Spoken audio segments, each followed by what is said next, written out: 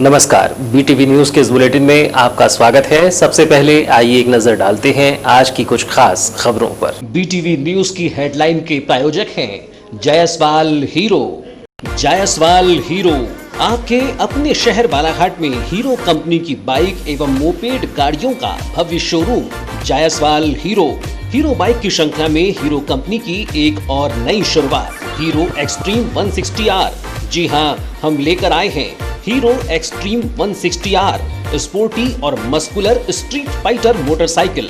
इसमें programmed F2 160cc engine और 14 sensors के साथ एक्सेंस टेक्नोलॉजी, ज्यादा माइलेज और कम मेंटेनेंस, इजी फील्ड स्टार्ट और इंजन की लंबी लाइफ। एक्सट्रीम 160R में आपको फुल LED पैकेज का लेटेस्ट फीचर मिलेगा, 7 स्टेप एडजस्टेबल मोनोशॉक सस्पेंशन और चौड़ा रेडियल रियर टायर। इसमें आपको 2 वेरिएंट मिलेंगे, सिंगल डिस्क, डबल डिस्क, 5 साल इंजन की वारंटी और 5 सर्विसिंग फ्री। तो अब सोच क्या रहे हैं, फौरन चले आइए जायसवाल हीरो। हमारा पता है Jaiswal Hero, Ambedkar Chowk, degree college road, Balaghat. Mobile number 9425822335, 7290035447।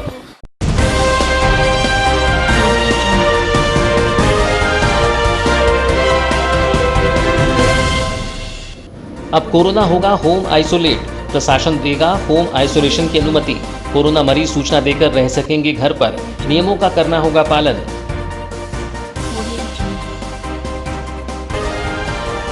सब्जी और फल दुकानें रहे पूरी तरह बंद, व्यापारियों ने हर सोमवार दुकान बंद रखने का लिया निर्णय।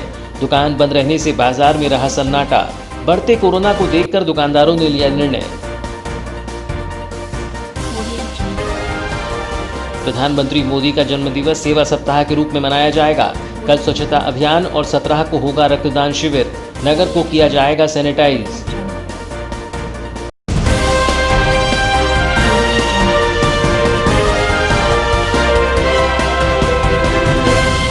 और अब समाचार विस्तार से। कोरोना अब कोविड की दहलीज पर पहुंचने से पहले ही होम आइसोलेट होगा। लगातार बढ़ते कोरोना मरीजों की संख्या एवं सीमित स्वास्थ्य सुविधाओं को लेकर शासन होम आइसोलेशन की अनुमति देने जा रहा है। कलेक्टर ने इसकी जानकारी दी एवं कहा है कि कोरोना संक्रमित घर पर भी रह सकते हैं, लेकिन इसकी सूचना प्रशासन को देनी होगी। गौरतलब हो कि इन दिनों बालाघाट जिले में कोरोना तेजी से फैल रहा है। कोरोना को लेकर अब तक देखा गया है कि सरकारों ने भी हाथ खड़े किए हैं व महानगरों में तो स्वास्थ्य सुविधाओं का टूटा पड़ गया है। जिले में भी लगातार बढ़ते कोरोना मरीजों की संख्या के बीच ऐसे हालात बनने की संभावना से इनकार नहीं किया जा सकता है। राज्य शासन अब होम आइसोलेशन को अनुमति देने जा रही है। अब तक हमने देखा है कि कोई मरीज कोरोना से संक्रमित पाया जाता है तो कंटेनमेंट एरिया बनाया जा रहा है एवं मरीज को कोविड अस्पताल में भर्ती करना पड़ रहा है। पहले सरकार ने पेड क्वारंटीन की अनुमति दी थी और होटल में रहकर बाहरी राज्यों से आने वाले क्वारंटाइन हुए थे। वहीं अब होम आइसोलेशन के तहत ऐसे मरीजों को घर पर रहने कहा जाएगा जो कोविड से ग्रसित हैं। कलेक्टर दीपक आर्य ने कहा कि शासन के निर्देशानुसार होम आइसोलेट किया जाएगा। जिन्हें कोविड है वह घर पर ही रहें। कोरोना बीमारी सही हो सकती है, ऐसी स्थिति है कि सुधार दर ठीक है। कोरोना हो गया है तो प्रशासन को सूचित किया जाए। कोरोना मरीज घर पर होगा तो परिवार के लोगों को भी आइसोलेशन के नियमों का पालन करना होगा। लेकिन अब शासन के निर्देश के अनुसार ये प्रयास भी किया जा रहा है कि लोग जिनके घर पर व्यवस्थाएं हैं, जिनके घर पर सुविधाएं हैं, उनको होम आइसोलेट किया जाए, घर पर ही रहें और घर पर रह के अपना इलाज करवाएं। अपील बस यही है कि कोरोना से बचाव आवश्यक है, बचें। जो बेसिक प्रोटोकॉल है, मास्क लगाना है या आपको अन्य चीज़ सोशल डिस्टेंसिंग करना है, मास्क, उस चीज़ का आप लोग सभी लोग विशेष ध्यान रखें। दूसरी बात, जो महत्वपूर्ण बात है सब में जो आती है कि कोरोना एक बीमारी है जो कि सही हो सकती है, तो इसलिए लोग घबराएं ना। देश के प्रधानमंत्री नरेंद्र मोदी का जन्मदिवस सेवा सप्ताह के रूप में मनाया जाएगा, जिसके लिए भारतीय जनता पार्टी की आवश्यक बैठक आज आयोजित की गई थी। बैठक में इस अवसर पर विभिन्न कार्यक्रमों का आयोजन करने की रूपरेखा तैयार की गई। इस संबंध में भाजपा नगर अध्यक्ष सुरजीत सिंह ठाकुर ने कहा कि प्रधानमंत्री मोदी का जन्मदिवस हर वर्ष सेवा सप्ताह के रूप में मनाया जाता है। इस वर्ष भी संगठन ने प्रधानमंत्री मोदी का जन्मदिवस सेवा सप्ताह के रूप में मनाने निर्देशित किया है। जिसके चलते कल से स्वच्छता अभियान होगा, जिसमें पॉलीथीन मुक्त वातावरण बने और स्वच्छता रहे, इसका संकल्प लेकर आम लोगों को भी जागरूक किया जाएगा। उन्होंने कहा कि वर्तमान में कोरोना की गति बढ़ी है, जिससे भाजपा कार्यकर्ताओं के द्वारा नगर में सैनिटाइज करने का कार्य किया जाएगा व ज़रूरतमंदों को चश्मा वितरण भी किया जाएगा। उन्होंने बताया कि 17 सितंबर को प्रधानमंत्री मोदी के जन्मदिवस पर रक्तदान शिविर का भी आयोजन किया गया है। इस दौरान पौधरोपण कर उनकी देखरेख का संकल्प भी लिया जाएगा। भारतीय जनता पार्टी मंडल की ये आवश्यक बैठक हमारे देश के यशस्वी प्रधानमंत्री सम्माननीय नरेंद्र मोदी जी के जन्मदिवस को हम प्रत्येक वर्ष सेवा सप्ताह के रूप में मनाते हैं। इस बार भी संगठन ने हमारे यशस्वी प्रधानमंत्री जी का जन्मदिवस सेवा सप्ताह के रूप में मनाने निर्देशित किए हैं, जिस कड़ी में कल से सर्वप्रथम हमारा स्वच्छता अभियान होगा। साथ ही पॉलीथीन मुक्त वातावरण बने, स्वच्छता रहे, उसका हम सभी लोग संकल्प लेंगे और आम लोगों को भी संकल्प दिलाकर जागरूकता करने का काम करेंगे। इसके साथ ही हमारे नगर पालिका अध्यक्ष जी ने ये तय किया है, अनिल द्वारे जी ने, कि कल से ही, चूंकि अभी कोरोना की गति बढ़ी है, तो सैनिटाइज करने का काम भी पुनः भारतीय जनता पार्टी के कार्यकर्ता अपने अपने स्तर से करेंगे और उन्होंने नगर पालिका को भी निर्देशित किया है कि नगर पालिका के माध्यम से भी इस समय सैनिटाइजेशन का काम शहर में बढ़ाया जाएगा। इसके बाद जरूरतमंदों को चश्मा वितरण करने का काम भी किया जाएगा। कोरोना काल को देखते हुए, सोशल डिस्टेंसिंग का पालन करते हुए, सभी नियमों का पालन करते हुए, साथ ही हमारे युवा मोर्चे के माध्यम से, चूंकि वो लगातार कोरोना काल से ही और उसके पहले से ही ब्लड डोनेशन कैंप चला रहे हैं और जरूरतमंदों को लगभग, मैं ऐसा मानता हूं कि कोई भी दिन ऐसा बाकी नहीं जाता कि हमारा कोई युवा कार्यकर्ता, भारतीय जनता पार्टी का कार्यकर्ता या आम लोग उनके निवेदन पे किसी जरूरतमंद को ब्लड डोनेट ना करते, क्योंकि रक्तदान महादान है। तो उस दिन मोदी जी के जन्मदिवस पर 17 सितंबर को रक्तदान शिविर भी आयोजित किया जा रहा है। पूर्व नगर पालिका अध्यक्ष अनिल द्वारे ने कहा कि देश के प्रधानमंत्री के जन्मदिवस को सेवा सप्ताह के रूप में मनाया जाएगा। इस अवसर पर भाजपा द्वारा अलग अलग दिनों में विभिन्न कार्यक्रमों का आयोजन किया गया है। पूरे सेवा सप्ताह के रूप में बालाघाट में हर मंडल में, हर ग्रामीण क्षेत्र में, पूरे जिले में मनाया जाएगा। उसी क्रम में हम बालाघाट नगर में भी सेवा सप्ताह के रूप में मनाएंगे। पहले दिन हम स्वच्छता अभियान चलाएंगे, दूसरे दिन वृक्षारोपण का कार्यक्रम है, तीसरे दिन ब्लड डोनेशन का कार्यक्रम है। और इसमें एक चीज़ हमने और जोड़ दी है कि बालाघाट अभी जिस हिसाब से कोरोना का महामारी प्रकोप बढ़ रहा है, उस हिसाब से पूरे नगर को भारतीय जनता पार्टी के कार्यकर्ता द्वारा सैनिटाइजर करने का भी कार्यक्रम किया जाएगा। और अनेकों ऐसे कार्यक्रम हैं जो सेवा के रूप में, जैसे आंखों के लिए चश्मा बांटना, आंखों को टेस्टिंग कराना, अनेकों जो सेवा के रूप में जो भी कार्यक्रम होंगे वो भारतीय जनता पार्टी के कार्यकर्ता इस सेवा सप्ताह में करेंगे। जिले में इन दिनों कोरोना संक्रमण तेजी से पैर पसार रहा है। हर दिन जिले में कोरोना पॉजिटिव मरीज मिल रहे हैं। वर्तमान में जिले में कोरोना पॉजिटिव मरीजों का आंकड़ा बढ़कर 561 पहुंच गया है, जिसमें से 337 मरीज ठीक होकर अपने घर जा चुके हैं और 218 मरीजों का उपचार कोविड अस्पताल में किया जा रहा है। मुख्य चिकित्सा एवं स्वास्थ्य अधिकारी डॉक्टर मनोज पांडे से प्राप्त जानकारी के अनुसार 13 सितंबर को देर रात में प्राप्त रिपोर्ट में बालाघाट जिले के 16 मरीजों के सैंपल कोरोना पॉजिटिव पाए गए हैं। इन मरीजों की कॉन्टैक्ट एवं ट्रैवल हिस्ट्री का पता किया जा रहा है। इन सभी मरीजों को उपचार के लिए कोविड सेंटर गोंगलई बालाघाट में भर्ती कराया जा रहा है। डॉक्टर पांडे ने बताया कि शासन के प्रोटोकॉल के अनुसार कोरोना पॉजिटिव पाए गए 7 मरीजों के ठीक होने पर उन्हें 13 सितंबर को डिस्चार्ज कर दिया गया। इस तरह बालाघाट जिले में अब तक कुल 561 मरीज कोरोना पॉजिटिव पाए जा चुके हैं। इनमें से 218 मरीजों का उपचार किया जा रहा है। 337 मरीज ठीक होकर अपने घर जा चुके हैं और 5 मरीजों को उपचार के लिए मेडिकल कॉलेज छिंदवाड़ा रेफर किया गया है व 1 मरीज की मृत्यु हो गई है। मार्डिगर गली में मिले 2 कोरोना पॉजिटिव। जिले के जिन 16 लोगों की 13 सितंबर की रात कोरोना पॉजिटिव रिपोर्ट आई है, उसमें नगर के मार्डिगर गली के 2 लोग कोरोना पॉजिटिव पाए गए हैं, जिसमें राजस्व व नगर पालिका की टीम द्वारा कोरोना पॉजिटिव मिले मरीजों के घर को कंटेनमेंट जोन बनाया गया है। इस परिवार में 26 लोग रहते हैं, जिन्हें होम क्वारंटाइन किया गया है। उक्त जानकारी नगर पालिका के कर्मचारी यशवंत राणा ने दी। जिले में बढ़ रहे कोरोना संक्रमण को देखते हुए नगर के सब्जी व्यापारी व फल व्यापारियों द्वारा हर सोमवार को थोक व चिल्लर दुकानें बंद रखने का निर्णय लिया गया है, जिसके चलते आज सोमवार को इतवारी बाजार व गुजरी बाजार में सब्जी व फल की दुकानें पूरी तरह बंद रहीं, जिससे बाजार में सन्नाटा पसरा रहा। गौरतलब हो कि जिले में कोरोना के मरीज हर रोज बढ़ रहे हैं, जिससे व्यापारियों द्वारा स्वयं ही दुकानें बंद रखने का निर्णय लिया जा रहा है। शासन द्वारा अनलॉक 4 में सप्ताह में एक दिन रविवार को किया गया लॉकडाउन भी समाप्त कर दिया गया, जिससे सब्जी विक्रेता संघ व फल विक्रेता संघ ने सोमवार को अपनी दुकानें बंद रखने का निर्णय लिया है। लॉकडाउन के पूर्व भी सोमवार को इतवारी बाजार में स्थित थोक सब्जी दुकान बंद रहती थी, लेकिन गुजरी बाजार में चिल्लर सब्जी दुकान चालू रहती थी। इस बारे में सब्जी विक्रेता संघ अध्यक्ष बबलू साव सेवईवार ने कहा कि लॉकडाउन के पहले सोमवार को थोक सब्जी दुकान बंद रहती थी, लेकिन शासन द्वारा रविवार का लॉकडाउन करने से सोमवार को दुकान खोलना प्रारंभ किया गया। शासन ने रविवार का लॉकडाउन समाप्त कर दिया। उन्होंने कहा कि जिले में बढ़ रहे कोरोना संक्रमण के चलते सभी थोक व चिल्लर सब्जी व फल विक्रेताओं के द्वारा सप्ताह में एक दिन हर सोमवार को अपनी दुकानें बंद रखने का निर्णय लिया गया, जिसका सभी व्यापारियों ने समर्थन किया है और अपनी दुकानें आज बंद रखी। यह प्रस्ताव चिल्लर विक्रेताओं की ओर से ही आया था, जिसे सभी ने अपनी स्वेच्छा से दुकानें बंद रखी। हम लोगों की वजह ऐसा है कि लॉकडाउन के पहले हमारा सोमवार बंद रहता ही था और लॉकडाउन हुआ तो संडे बंद होने लगा, तो मंडे हम लोगों ने खोल लिए थे। फिर लॉकडाउन खुला तो हम लोगों ने फिर से मंडे बंद करना चाहा, तो हमारे साथ सपोर्ट में जो चिल्लर व्यवसायी थे उन लोगों की भी मंशा थी कि एक दिन बंद रखा जाए भैया, और सभी लोग चाहते थे। तो हम लोगों ने फिर मीटिंग किए, सब लोगों ने साथ जुड़कर एक दूसरे से पूछ पाछ के कि क्या करना है। तो फिर सब लोगों की सहमति बनी कि सोमवार को चिल्लर और थोक, फल और सब्जी दोनों चीज़ें बंद रखी जाए।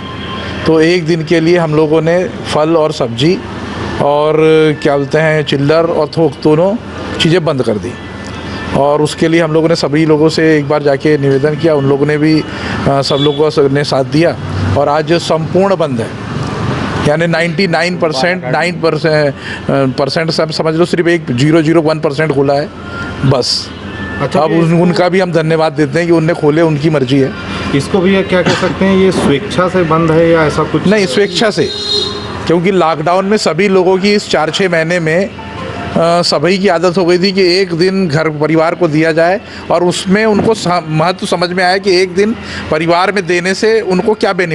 थोक फल विक्रेता श्याम लालवानी ने कहा कि सोमवार को सभी चिल्लर व थोक सब्जी व फल दुकान बंद रही, जिससे एक अच्छा वातावरण निर्मित हुआ और अच्छा संदेश गया। उन्होंने कहा कि नगर के सभी व्यापारियों से चर्चा कर सभी दुकानें एक दिन बंद रखने का प्रयास किया जाएगा, जिससे कोरोना की बढ़ती चेन को रोका जा सके। हाँ सर, बहुत अच्छा देखने को मिला और सभी का भरपूर सहयोग मिला, उम्मीद से ज़्यादा सहयोग मिला सबका। और मैं सभी संगठनों को, जो चिल्लर व्यापारियों को विशेष तौर से धन्यवाद देना चाहता हूं कि उन्होंने संपूर्ण रूप से सहयोग दिया और एक अच्छे वातावरण निर्मित हुआ है। इससे एक अच्छा संदेश गया है। और जैसा कि आपको भाई साहब ने बताया कि सभी लोगों की मंशा थी कि बंद होना चाहिए। अब आगे हम लोगों का ये कदम है, हम लोग ये प्रयासरत हैं कि नगर के सभी प्रकार के व्यापारियों से, सभी संगठनों से संपर्क कर एक आम सहमति बनाई जाए। और जिले व शहर में कोरोना वायरस के बढ़ते हुए मरीजों की संख्या व परिजनों के स्वास्थ्य को ध्यान में रखते हुए सावधानी बरते जाने के उद्देश्य से जिले के समस्त फुटकर दवा विक्रेताओं ने 15 सितंबर से अपने प्रतिष्ठान सुबह 9 बजे से शाम 7 बजे तक संचालित करने का निर्णय लिया है। शाम 7 बजे सभी फुटकर व थोक दवा की दुकानें बंद कर दी जाएंगी। इस निर्णय में अस्पताल, नर्सिंग होम के अंदर संचालित की जाने वाली दवा दुकानें शामिल नहीं रहेंगी। यह दुकानें अति आवश्यक सेवाओं के लिए निरंतर संचालित होती रहेंगी। इस संबंध में केमिस्ट एसोसिएशन के अध्यक्ष सुरेश सोनी ने बताया कि जिले में कोरोना के मरीज बढ़ते जा रहे हैं, जिससे दवा विक्रेताओं ने निर्णय लिया है कि समस्त थोक दवा दुकान व फुटकर दवा दुकान सुबह 11 बजे से शाम 7 बजे तक संचालित की जाएंगी। इसके अलावा पूर्व की तरह ही रविवार को सभी थोक दुकान बंद रहेगी।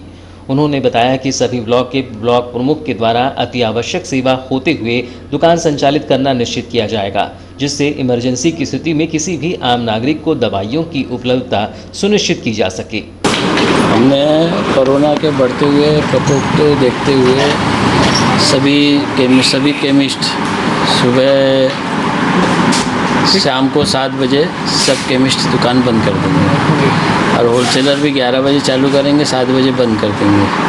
और हर संडे को पूरे होलसेलर दुकान बंद रखते हैं, क्योंकि हम संडे को बंद करने का प्रस्ताव रखे हैं और सब कोई मांग कर रहे हैं, क्योंकि मंगलवार को हर काम रहता है ज़्यादा, संडे को कोई काम नहीं रहता, इसलिए हमने संडे को बंद करके रखा है और संडे को पूरे होलसेलर बंद रहते हैं।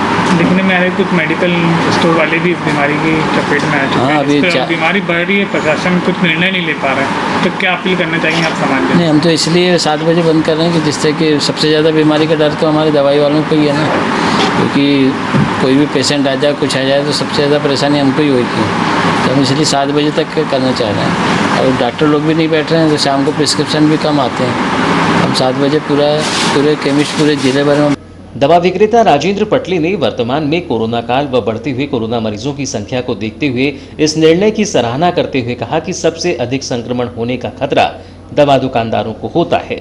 रिटेलर दुकान में कई तरह के मरीज दवा लेने आते हैं। शाम 7 बजे के बाद किसी भी ग्राहक को दवा नहीं दी जाएगी और दुकान बंद कर दी जाएगी। जो आज हमारी समिति द्वारा, अध्यक्ष महोदय द्वारा और सारी समिति के द्वारा कल सारे रिटेलरों का टाइमिंग चेंज किया गया है, उसकी मैं सबसे पहले बहुत सराहना करता हूं कि वर्तमान में जो कोरोना काल को देखते हुए और इतने ज़्यादा पेशेंट बढ़ रहे हैं, तो सबसे ज़्यादा खतरा जो होता है वो हम मेडिकल वालों पे ही होता है। रिटेलरों के पास में लोग, कई तरह के लोग आते हैं, सर्दी खांसी बुखार, तो इस कारण से हमने एक निर्णय लिया है कि सुबह 9 बजे से शाम के 7 बजे तक दुकान खुली रहेगी।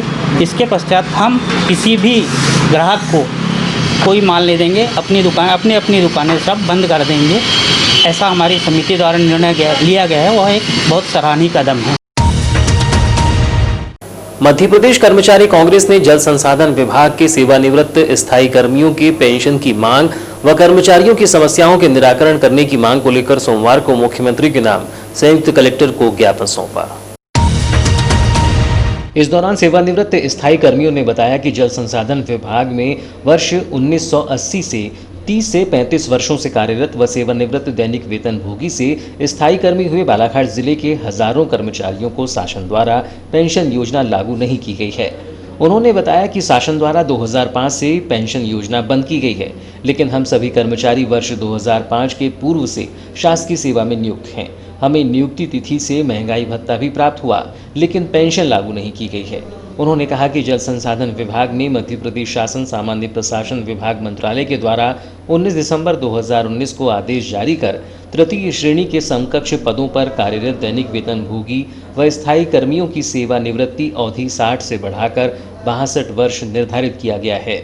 लेकिन सरकार के द्वारा 31 मार्च 2018 से मध्य प्रदेश के शासकीय सेवक की सेवानिवृत्ति आयु 62 वर्ष की गई है। उन्होंने प्रदेश सरकार से मांग की है कि पेंशन योजना लागू की जाए व 31 मार्च 2018 से सेवानिवृत्त आयु 62 वर्ष की जाए। प्रदेश के कर्मचारियों व पेंशनधारियों को 5% महंगाई भत्ता स्थगन आदेश बहाली कर उसी तिथि में प्रदान किया जाए। 7वें वेतनमान की अंतिम किश्त के आदेश जारी किए जाएं। अध्यापक संवर्ग के 6वें वेतनमान की रोकी गई किश्त का भुगतान के आदेश जारी किए जाएं। ज्ञापन सौंपते समय मध्य प्रदेश कर्मचारी कांग्रेस अध्यक्ष अजल मस्की, जल संसाधन विभाग स्थायी कर्मी संघ अध्यक्ष बलिराम शिवने, उपाध्यक्ष किरण श्रीवास्तव, सुरेश पांचे, भैयालाल राउत, LC कापसे, प्रेम नारायण तिवारी, कुंदन राव, फातिमा खान सहित अन्य उपस्थित रहे। ज्ञापन सौंपने पहुंचे सेवानिवृत्त स्थायी कर्मी प्रेम नारायण तिवारी ने कहा कि करीब 38 वर्ष से दैनिक वेतनभोगी के रूप में कार्य करते रहा। 2008 में आदेश प्राप्त हुए और 2016 से हम लोगों को स्थायी कर्मी बनाया गया, जिसके अंतर्गत स्केल महंगाई भत्ता जोड़कर दिया गया।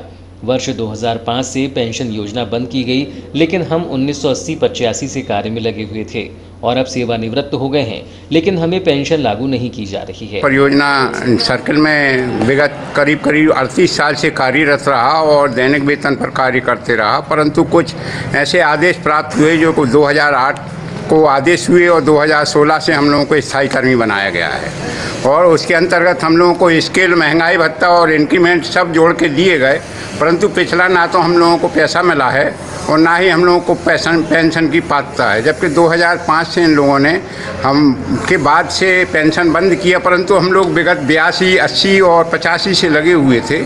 उसके बाद सेवानिवृत्त हो गए और साथ में सभी कर्मचारियों के लिए 60 वर्ष से 62 वर्ष मार्च में किया गया था, बढ़ाया गया था, परंतु हम स्थायी कर्मियों को लिए 62 वर्ष के पूर्व ही रिटायर कर दिया गया। परंतु वो आदेश अभी इन्होंने लागू किए हैं जो दिसंबर 19 में लागू किए। इसके पश्चात हम लोग तो चूँकि रिटायर्ड हो गए थे, इसलिए हम लोगों को उसकी इन लोगों ने पात्रता नहीं मानते हुए हम लोगों को उसका लाभ नहीं दिया है। जल संसाधन विभाग के स्थायी कर्मियों को सेवानिवृत्त कर्मचारियों को पेंशन नहीं दिया जा रहा है। वर्तमान में जो कार्यरत हैं उन्हें भी पेंशन की पात्रता नहीं दी गई है। सामान्य प्रशासन विभाग द्वारा सभी विभाग के कर्मचारियों का 31 मार्च 2018 से सेवानिवृत्त आयु 62 वर्ष कर दिया गया है, तो इन कर्मचारियों को भी किया जाना चाहिए। उन्होंने कहा कि प्रदेश स्तर के आह्वान पर कर्मचारियों की मांगों को लेकर भी ज्ञापन सौंपा गया है। उन्होंने कहा कि विधायक सांसद जो 5 वर्ष की जनसेवा के लिए नियुक्त होते हैं उन्हें पेंशन दी जा रही है, और जो कर्मचारी 35 से 40 वर्ष की सेवा देकर सेवानिवृत्त हो रहा है उन्हें पेंशन नहीं दी जा रही है। सरकार द्वारा शीघ्र मांग पूरी नहीं की जाती है तो उग्र आंदोलन किया जाएगा।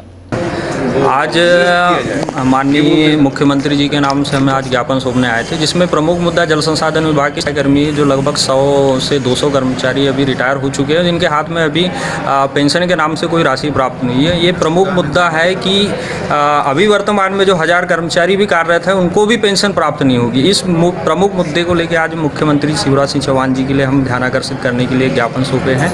साथ में 62 वर्ष की आयु सामान्य प्रशासन विभाग द्वारा 31/3/18 से सभी विभाग का किया गया है, तो इन कर्मचारियों का भी किया जाना चाहिए, क्योंकि जो 62 वर्ष की आयु है उसमें सभी कर्मचारी अंतर्गत लगभग 50 से 60 कर्मचारी इसमें सेवानिवृत्त हो चुके। विभाग द्वारा भी इनको सेवानिवृत्त कर दिया गया है, जिससे कि इनने शासन के अगेंस्ट में कर्मचारियों ने न्यायालय में प्रकरण लगाया हुआ है। तो वो 31/3/18 से होते तो न्यायालय में प्रकरण भी लंबी जो है उसका निराकरण हो जाएगा। और इसके अतिरिक्त प्रदेश स्तर के आह्वान पे हमने आज मध्य प्रदेश कर्मचारी कांग्रेस के माध्यम से महंगाई भत्ता, इंक्रीमेंट, आपके जीपीएफ में ब्याज दर कटौती और ऐसे तमाम मुद्दों को लेकर आज एक ज्ञापन सौंपा है कि आज माननीय विधायकगण, सांसदगण का आज जो 5 वर्ष की सेवा मतलब जन सेवा के लिए आज जो नियुक्त होते हैं उनको आप पेंशन दे रहे हैं, और जो 35 से 40 वर्ष की सेवा अवधि पूर्ण जो शासन के विभिन्न पदों पे काम कर रहा है उसका जो पेंशन प्राप्त नहीं हो रही, ये प्रमुख मुद्दा आज का है। और इनका शासन प्रशासन जल्दी इनकी मांग पूरी नहीं करती तो हम व्यापक तौर पे बड़े स्तर पे सभी कार्यालयों से संपर्क करके एक बड़ा आंदोलन करेंगे।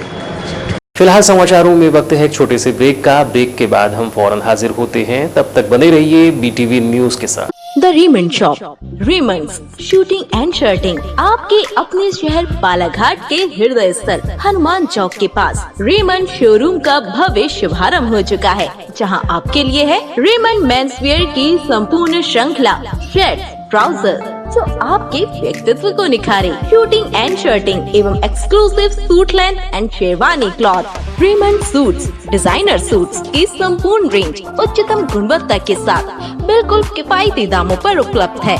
Mains toiletries, belt, tie, cufflinks etcetera आपके फिजिक के अनुसार कपड़ों की सिलाई एवं डिजाइनिंग भी की जाती है। मनाइए जिंदगी का जश्न हर पल रेमंड के संग। तो अब सोच क्या रही हैं? फौरन चले आइए, हमारे शोरूम में आपका स्वागत है। नई साज सज्जा के साथ आधुनिक कपड़ों का भव्य शोरूम, खास वही जो हर पल को खास बनाए। Raymond the complete man, Dharam treasure, circuit house road, Hanuman Chowk, Balaghat. Contact 917622920017। गढ़ी थाना क्षेत्र अंतर्गत बसपहरा के जंगल में पुलिस और नक्सलियों के बीच हुई मुठभेड़ में झामसिंह धुर्वे नामक ग्रामीण की मौत हो गई थी।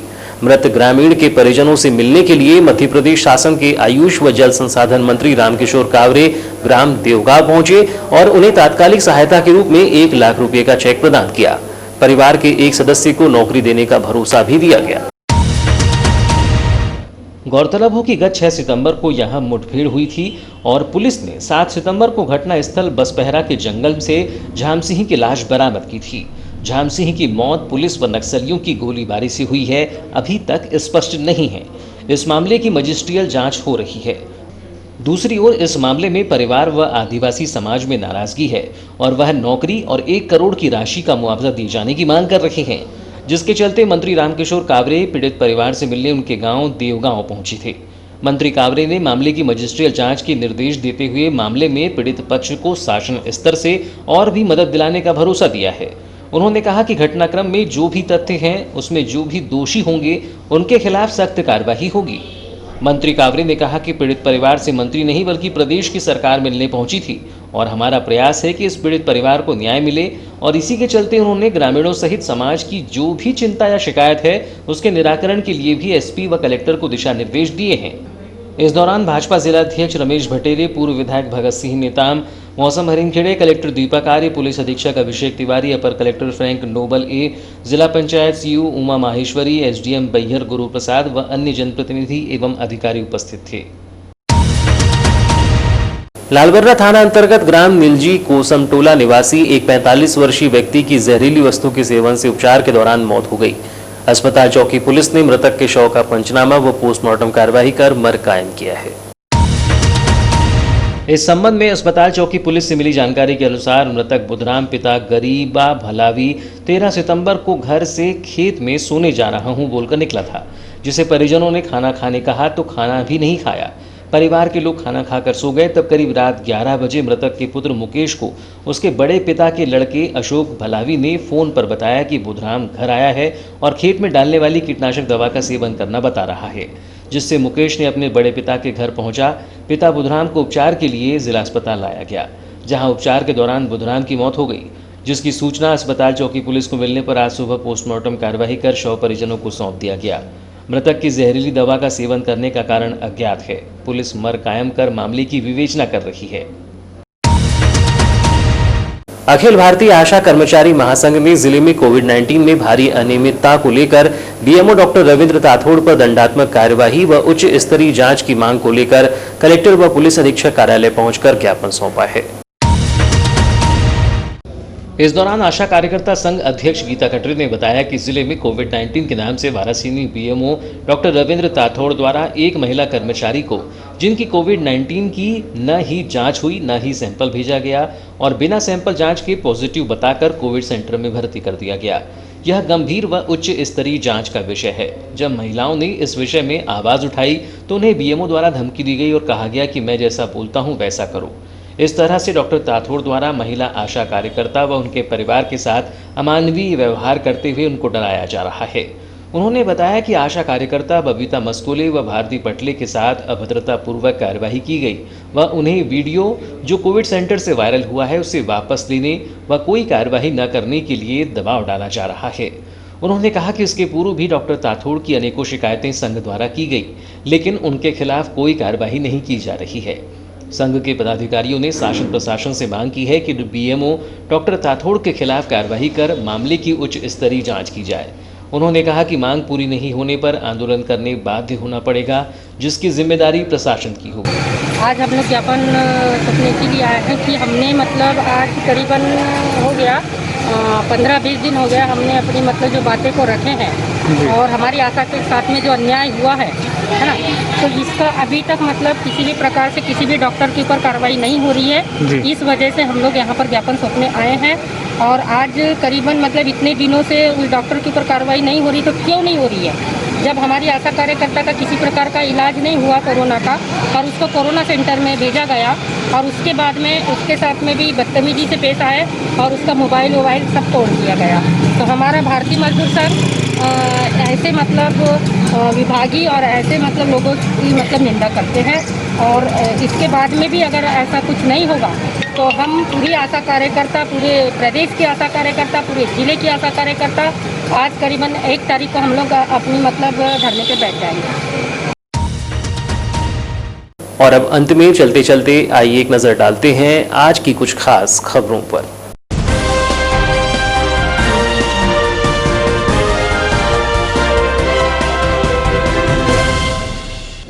अब कोरोना होगा होम आइसोलेट, प्रशासन देगा होम आइसोलेशन की अनुमति। कोरोना मरीज सूचना देकर रह सकेंगे घर पर, नियमों का करना होगा पालन।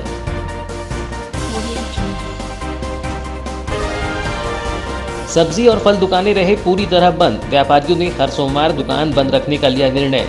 दुकान बंद रहने से बाजार में रहा सन्नाटा, बढ़ते कोरोना को देखकर दुकानदारों ने लिया निर्णय।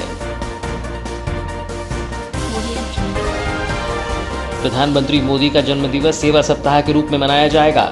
कल स्वच्छता अभियान और 17 को होगा रक्तदान शिविर। नगर को किया जाएगा सैनिटाइज।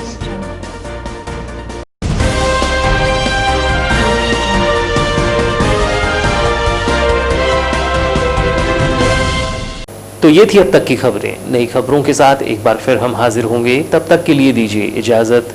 नमस्कार।